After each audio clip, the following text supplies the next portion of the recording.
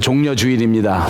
교회가 지키는 사순절 마지막 주간이기도 하고 이제부터 고난주간이 시작되는 그 첫 주일이 되기도 합니다.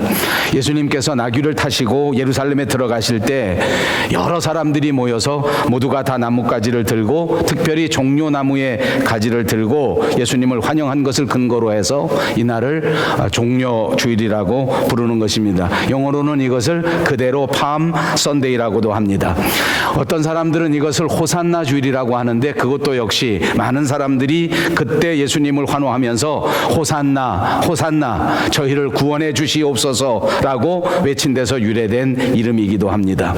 이제 이 종려주일을 통해서 예수님께서는 드디어 자신이 하나님의 아들 메시아인 것을 우리에게 공개적으로 완전하게 선포해 주시는 날인 것입니다. 그리고 이제부터 일주일 후에 있을 그 완전한 승리, 부활의 승리를 우리에게 공식적으로 알려주는 아주 중요한 날이기도 한 것입니다. 사람들은 이날에 예수님을 맞이하면서 그야말로 환호성을 지르고 열광하였습니다. 그러나 안타깝게도 이 사람들이 예수님을 맞이하면서 이렇게 종려나무 가지를 흔들고 이렇게 호산나를 높이 외친 것은 그 깊은 의미에 있어서는 완전하게 다다르지 못했다는 것을 볼 수 있습니다. 진짜 메시아로 오시는 예수님의 의미를 깨닫지 못하고 나름대로 자기 배경에서 나름대로 자기 상황에서 소리를 지르고 열광하고 있는 모습입니다.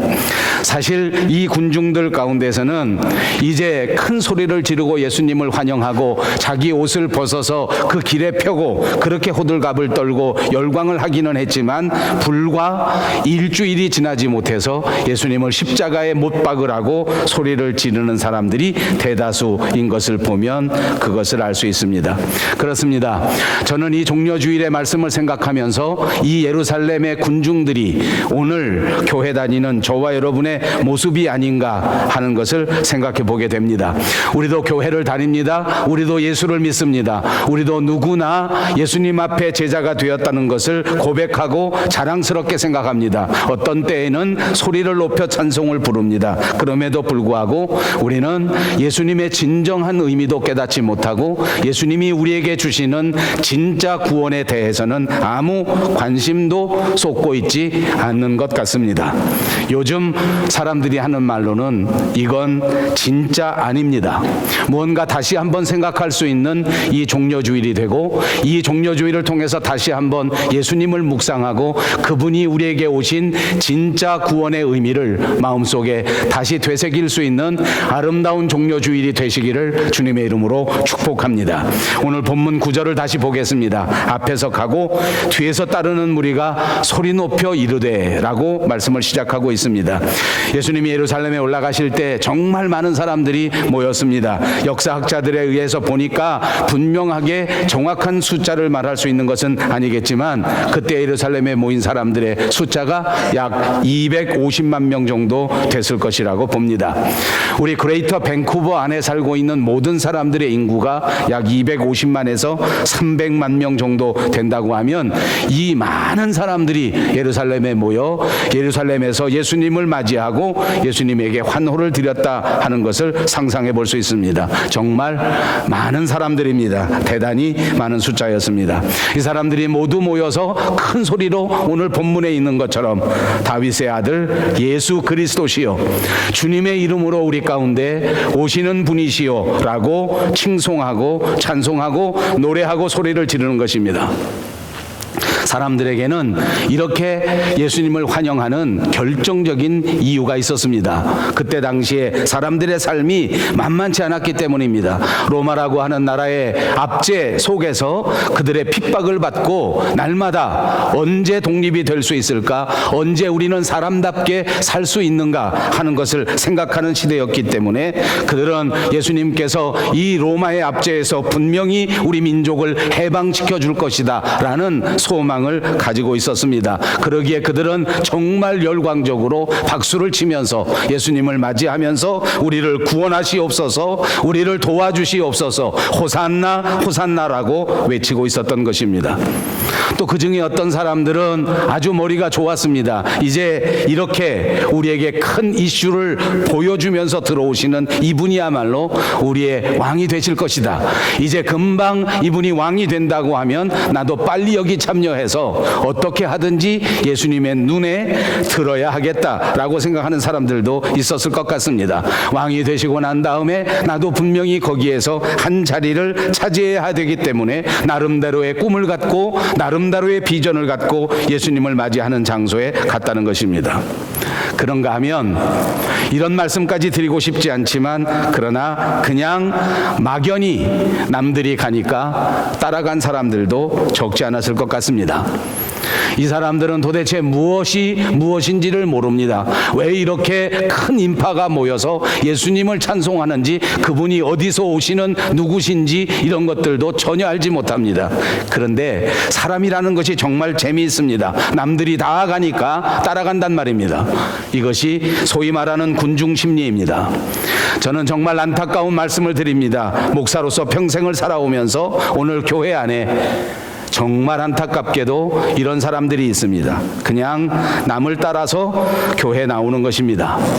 그냥 남들이 가니까 군중심리에 휩싸여 버리는 것입니다. 이 사람들은 아까도 말씀드린 것처럼 일주일을 지나가기 어렵습니다. 조그마한 문제를 만나면 그만 다시 정신이 번쩍 날 수밖에 없지 않겠습니까? 그는 일주일도 안 돼서 예수님을 십자가에 못 박으라고 바라바를 선택하고 세상을 선택하고 자기를 선택하고 예수님은 무참하게도 길바닥에 던져버리는 사람들이 되고야 말았습니다. 여러분, 사실 나귀 새끼를 타고 이 예루살렘에 들어오는 예수님은 분명히 개선 장군의 모습은 아닙니다. 우리가 생각하고 우리가 기대하는 그런 무시무시한 왕의 모습도 아닐 것입니다. 아니, 지금 이 순간 예루살렘에 들어오시는 그 주님은 이제부터 고난을 시작하고 이제부터 가시밭길을 걸어가기 시작하고 그분의 눈은 온통 십자가 위에 고정되고 있습니다. 세상의 명예도 세상의 물질도 정치적인 욕심도 아무것도 그의 눈에는 보이지 않았습니다. 그분은 오로지 우리 인생들을 구원하시기 위해서 하나님과 완전히 아무 상관이 없어져 버린 그 불쌍한 인생들을 어찌하든지 하나님과 다시 연합할 수 있게 만들려고 그 모든 죄악에서 그 사슬을 건져내시려고 그 십자가의 고난도 그 십자가의 피 흘림도 스스로 받아서 스스로 순종하시려는 마음을 가지고 걸어가는 길이었단 말입니다. 사람들은 환호하지만 그 사람들의 마음의 중심을 뚫고 바라보시는 예수님입니다. 오늘 예수님에게는 그것이 더 큰 고난이었을지도 모릅니다. 아니, 예수님의 마음속에는 아마 이 순간이 오히려 더 큰 슬픔이었을지도 모릅니다. 이 예수님의 슬픔과 예수님의 탄식이 저와 여러분의 생각 속에도 우리의 믿음 안에도 제발 생각날 수 있기를 바랍니다. 그래서 우리는 이 종려주일에 그분이 당하신 그 철저한 아픔과 그 고난과 그 핍박에 동참할 수 있는 믿음의 역군들이 되셔서 이제 우리의 마음속에 우리의 생각 속에 우리의 삶의 모습 가운데 예수 십자가를 간직한 경건한 삶, 예수님을 닮아 거룩한 삶으로 첫 발을 내디딜 수 있는 결단의 시간이 꼭 되시기를 다시 한번 주님의 이름으로 축복합니다. 그렇습니다. 이렇게 아무것도 모르고 군중 심리에 따라온 사람들도 정말 슬픈 사람들입니다. 그런데 너무나 처절한 사람들이 또 있습니다. 그것은 이렇게 환호하는 사람 뒤에서, 이렇게 환영하는 많은 사람들 뒤에서 마음속에 마음의 칼을 갈고 있는 사람들입니다.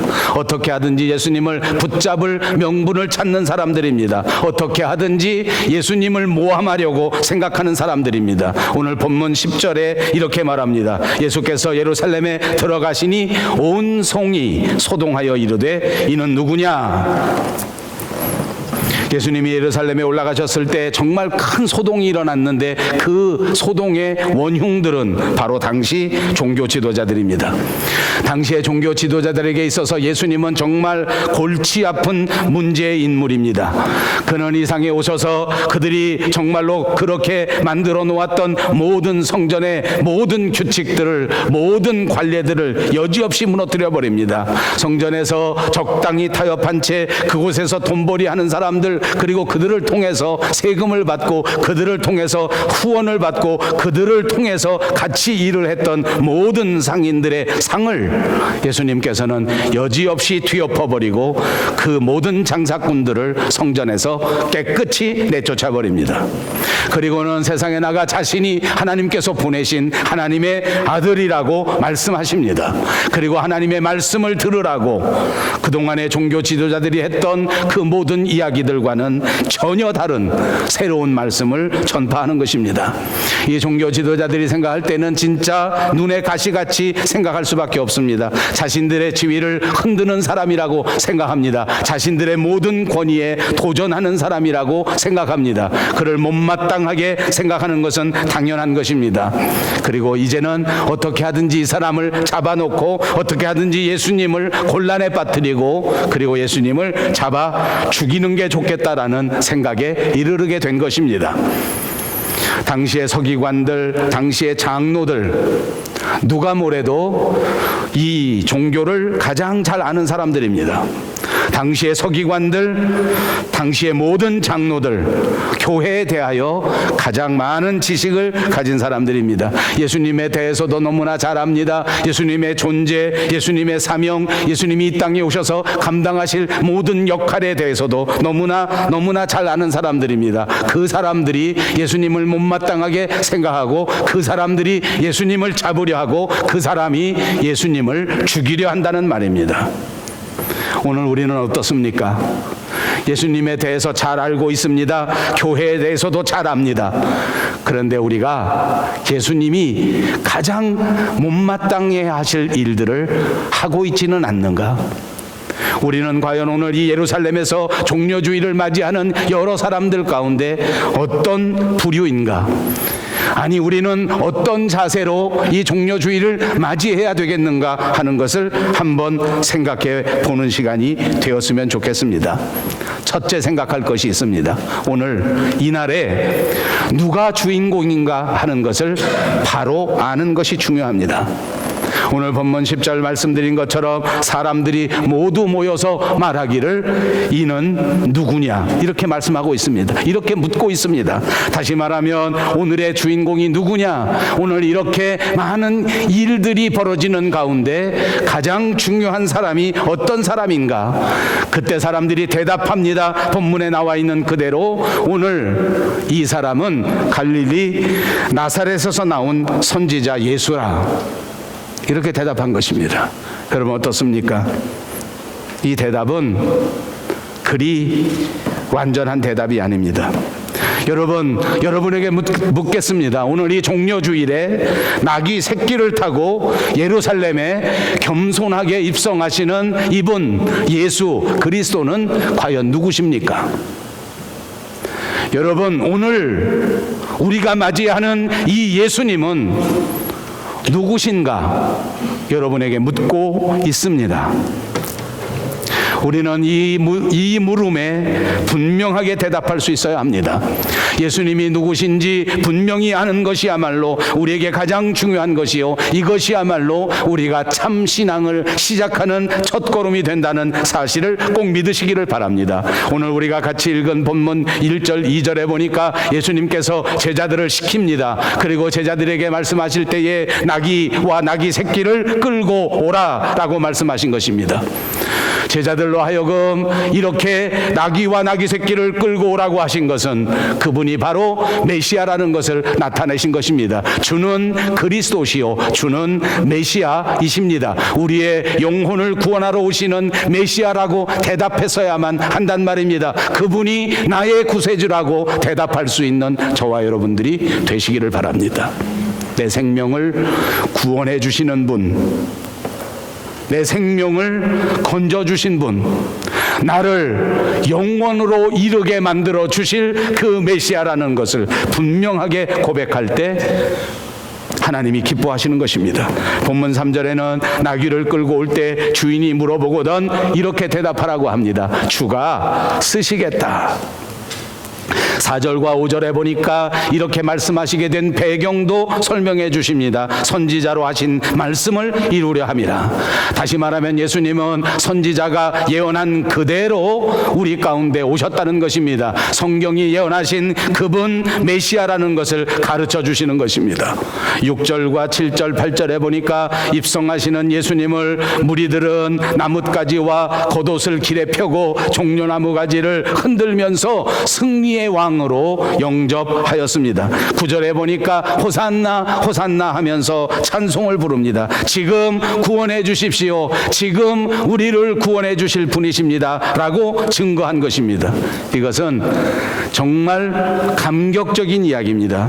이제 이 사람들의 고백을 통해서, 이제 이 사람들의 행동을 통해서 예수님은 분명히 그분이 메시아인 것을, 그분이 구세주인 것을 우리에게 보여준 것입니다.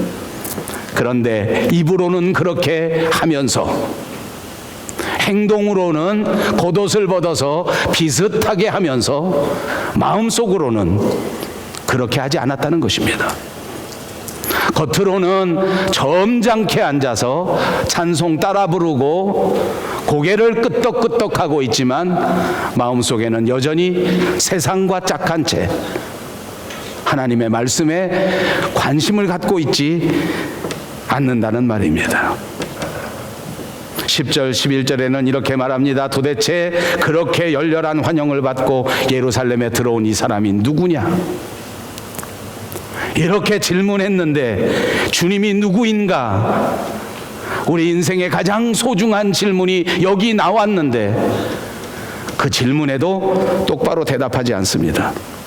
갈릴리 나사렛에서 나온 예수라, 선지자 예수라, 예수 선생님이라, 똑똑한 사람이라, 유명한 사람이라, 이렇게 대답한 것입니다. 사랑하는 여러분, 저와 여러분, 오늘 이 종려주일에 예수님이 누구신가를 깨닫고 예수님이 하나님의 아들 예수 그리스도요, 우리의 생명을 구원하실 유일하신 구원자라는 사실을 분명히 고백하시기를 바랍니다. 그렇습니다. 예수님은 하나님의 아들입니다.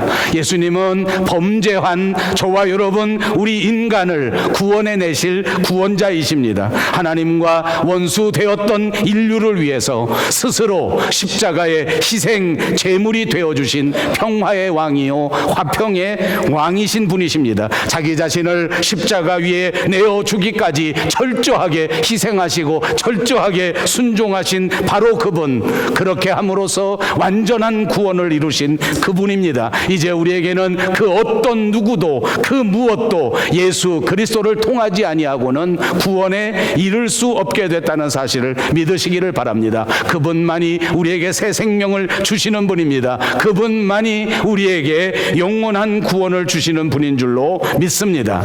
이렇게 분명히 알고 분명히 고백할 때 예수님을 진짜 맞이하는 예수님의 제자가 되고 예수님의 자녀가 된다는 사실을 기억하시기를 바랍니다. 이제 이날에 우리가 또 생각해야 할 것이 있습니다. 그것은 철저하게 헌신하는 마음입니다.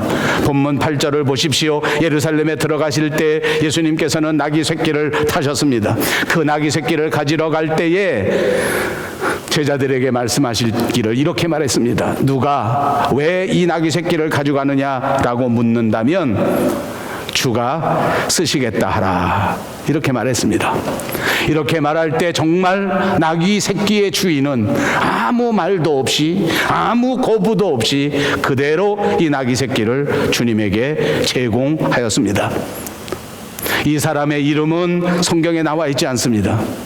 이 사람에 대한 정보도 우리는 알 수 없습니다. 그러나 만왕의 왕 예수 그리스도께서 이 예루살렘 성에 들어오시는 이 엄청난 삶의 현장, 영원한 생명의 현장에 쓰임받는 헌신의 사람이 되었습니다. 여러분, 저와 여러분은 이 땅에서 살아가는 인생의 기회를 얻었습니다. 우리가 살아가는 우리의 삶의 모든 것을 통틀어서 우리는 과연 무슨 의미로 살며 무슨 열매를 하나님 앞에 드릴 것인가? 저는 가끔 생각합니다. 마지막 주님 앞에 섰을 때 어떤 것이 가장 소중할까? 무엇을 드리면 하나님이 가장 기뻐하실까? 어떤 열매를 맺으면 하나님이 가장 좋아하실까? 제가 처음 목사가 됐을 때는 교회를 크게 이루어서 많은 사람들이 다니는 교회의 담임 목사가 되면 하나님이 기뻐하실 열매가 되겠다, 이렇게 생각했던 적도 있었습니다. 여러분, 어떤 심리학자가 이렇게 묻는 것을 들었습니다. 여러분 인생에서 가장 기쁜 때가 언제입니까? 여러분 한번 생각해 보십시오. 제가 여러분에게 묻겠습니다. 여러분 살면서 기쁜 때가 있으셨습니까? 대답을 안 하세요. 제 묻는 게 기분 나쁘십니까? 여러분 살면서 기분 좋으셨을 때가 있었어요? 한 번도 없었어요? 있었어요? 없었어요? 있었어요? 언제 가장 기쁘시던가요? 시간이 많지 않으니까 제가 대답해 드릴게요. 저도 어떤 심리학자가 강연하는 걸 들은 일입니다. 이걸 통계를 쫙 냈습니다. 어떤 사람은 아주 기분 좋게 밥을 먹고 끝나고 난 다음에 아주 경치 좋은 데 가서 커피 한 잔 탁 마시면서 그 뷰를 쫙 본 때 그때 정말 행복하더라. 여러분들 중에도 그런 분 계시죠? 그런 분들도 있습니다. 몇 프로인지 아십니까? 3%. 그 다음에 백화점에 가서 아래층 위층 막 돌아다니다가 정말 예쁜 옷을 사가지고 그걸 입고 탁 나와가지고 나왔는데 만나는 사람들마다 옷이 어쩌면 그렇게 이쁘냐고. 잘 새겨들어야 됩니다. 옷이 어쩌면 그렇게 이쁘냐고 그랬지 자기를 보고 예쁘다고는 안 그런데 이건 몇 프로? 이것도 3%. 시간 없으니까 제가 빨리 할게요. 가장 많은 퍼센테이지의 사람들이 고백한 것이 있습니다. 언제가 가장 기쁜가? 일주일 전에 기부하고 온 사람. 일주일 전에 기부하고 온 사람이 일주일이 지나도 가장 행복하더라. 이해가 가십니까? 저는 그 강연을 들으면서 저도 모르게 아멘 그랬습니다. 제게도 아련한 기억이 있기 때문입니다. 맞아요. 그렇습니다. 우리 인생에서 무엇을 받았을 때도 기쁘고 무엇을 누렸을 때도 기쁩니다. 그러나 진짜 큰 기쁨은 내가 섬기고 내가 남을 위해서 무언가 감당했을 때 훨씬 더 기쁨이 있다는 거 우리가 너무나 잘 알면서 잊어버렸던 것입니다. 여러분, 우리가 신앙생활할 때 가장 은혜로운 건 언제인지 아십니까? 말씀을 듣고 어쩌면 목사님이 내 마음과 똑같은 말을 하는구나 할 때도 기쁘고 은혜롭습니다. 그래요. 오늘 교회 가니까 정말 내 아픈 마음을 만져주는 것 같은 따뜻한 분위기가 너무너무 좋구나. 그것도 기쁩니다. 그러나 여러분, 진짜 교회에서 기쁜 건 뭔지 압니까? 보이지 않는 곳에서 남들을 위해서 최선을 다하여 땀 흘려 헌신하고 봉사할 때 가장 행복하고 가장 기쁜 것인 줄 믿습니다. 여러분 행복하시고 싶으십니까? 여러분 기쁘시고 싶으십니까? 오늘 절대 그냥 가지 마시고 땀 흘리시기를 바랍니다.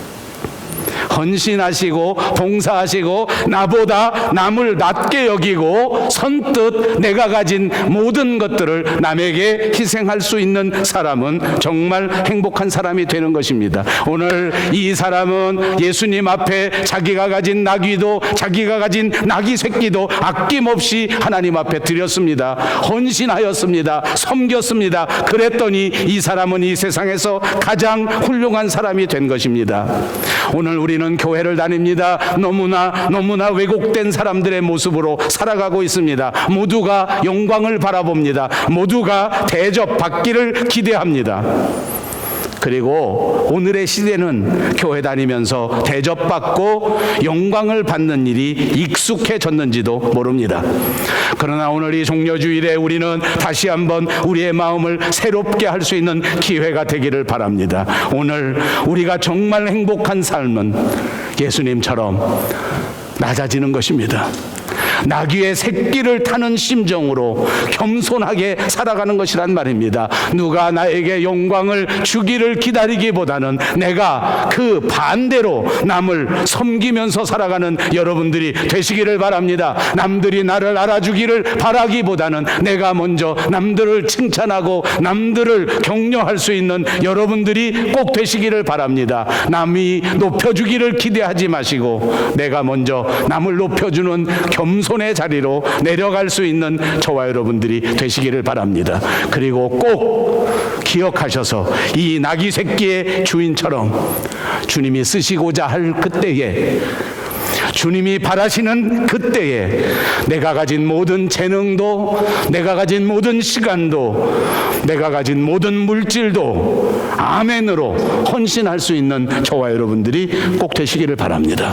이것이 종려주일의 가장 소중한 의미인 줄로 믿습니다. 마지막 세 번째, 이 종려주일에 우리가 기억해야 할 것이 있습니다.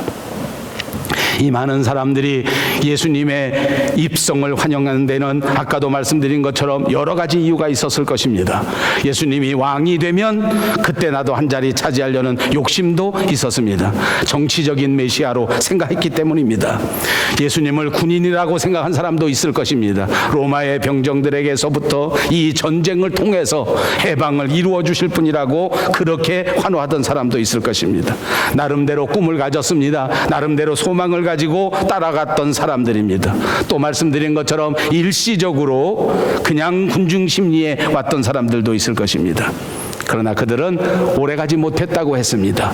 그러므로 사랑하는 여러분, 오늘 우리에게 중요한 것은 무엇인지 압니까? 바로 마지막 그때 주님을 만나는 그날까지 예수님을 붙들고 끝까지 충성하는 것입니다. 이 종려주일에 많은 사람들을 바라보면서 꼭 우리 마음속에 깊은 교훈을 받기 바랍니다. 그냥 환영했다가 일주일 지나서 예수님을 배반한다면 그는 정말 비참한 인생입니다.